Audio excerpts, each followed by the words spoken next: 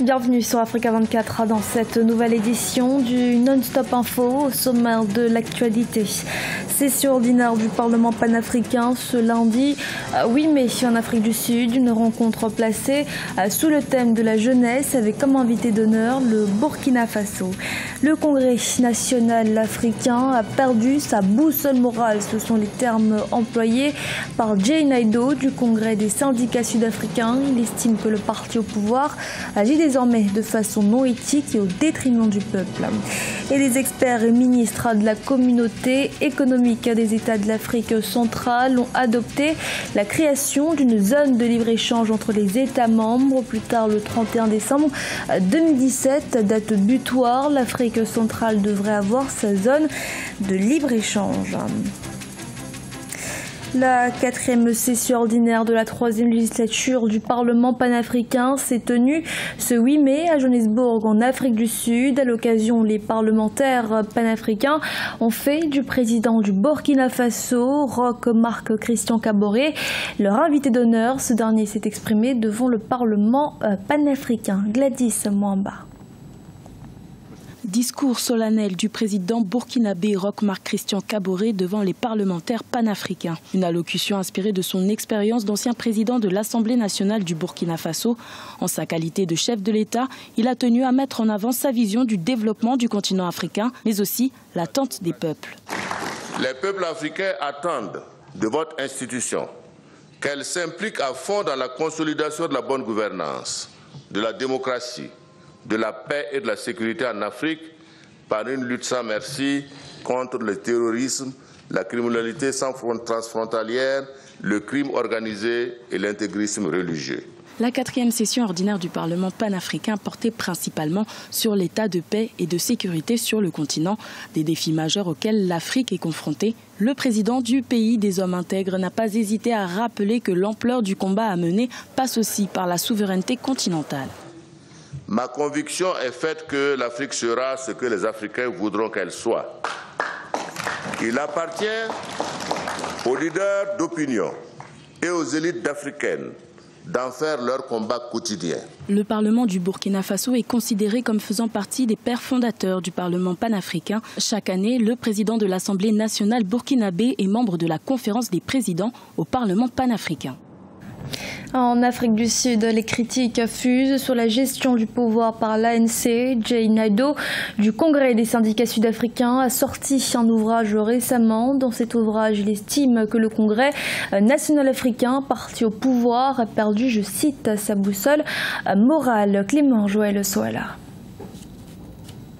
Le Congrès national africain, ANC, a perdu sa boussole morale. C'est en substance ce qui ressort d'un livre intitulé Change, Organizing Tomorrow Today, édité par Jay Naido, le secrétaire général et membre fondateur du Congrès des syndicats sud-africains. Dans ce livre, l'auteur indexe clairement la gestion de l'Afrique du Sud par l'ANC. Jay Naido estime que l'historique parti au pouvoir sert désormais les intérêts de ses dirigeants au détriment du peuple. Il appelle l'ANC à changer de paradigme.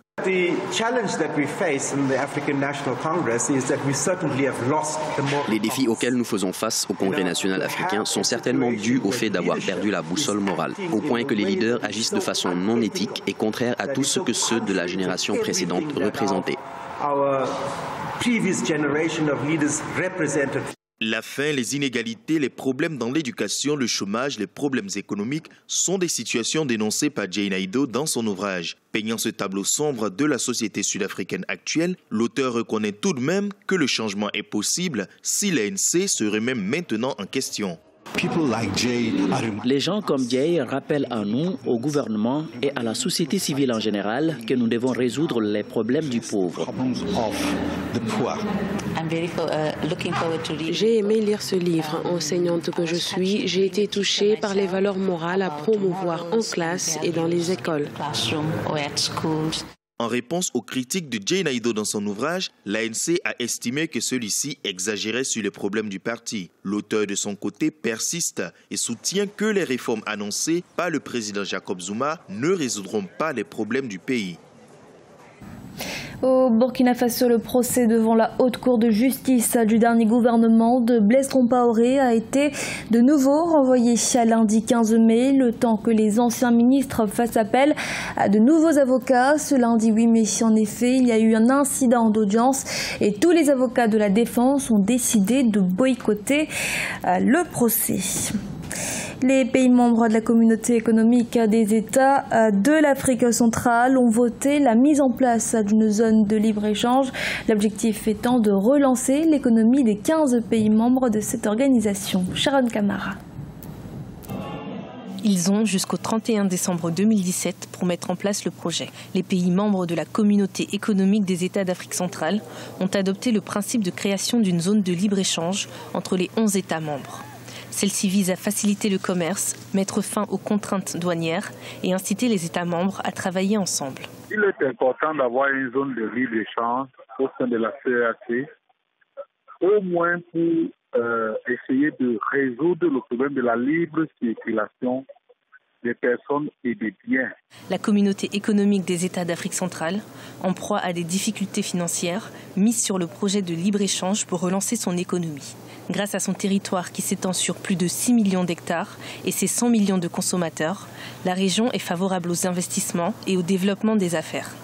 Un budget de 1,92 milliard de francs CFA a été adopté pour permettre à l'organisation de mettre en place ses projets de développement. Il y a des préalables qu'il faut d'abord mettre en place. D'abord au niveau politique. Je prends l'exemple de la CEMAC. Pour aller par exemple au Gabon voisin, il faut toujours demander un visa. Pour aller en Guinée équatoriale, il faut demander un visa. Lorsque vous mettez sur pied une zone de libre-échange, cela suppose la libre circulation des capitaux, des personnes, des marchandises et des services.